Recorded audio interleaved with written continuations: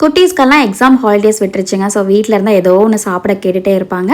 So அவங்களுக்கு பிடிச்ச மாதிரி ஒரு ஸ்வீட் பூந்தி பார்க்கலாங்களா? ஃபஸ்ட்டு சக்கரை பாகு ரெடி பண்ணிடலாம். ஒரு பேனில் 1 கப் சக்கரை, 3/4 கப் தண்ணி, கொஞ்சம் ஏலக்காய் தூள் சேர்த்து கொதிக்க விடுங்க. சக்கரை வந்து கரையட்டும்.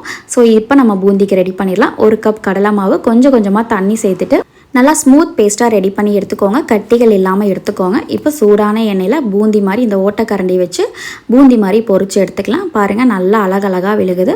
ஒரு 2 நிமிஷம் இது நல்லா வேகட்டும். வெந்தவுடனே எடுத்து ஓரமாக வச்சுக்கோங்க.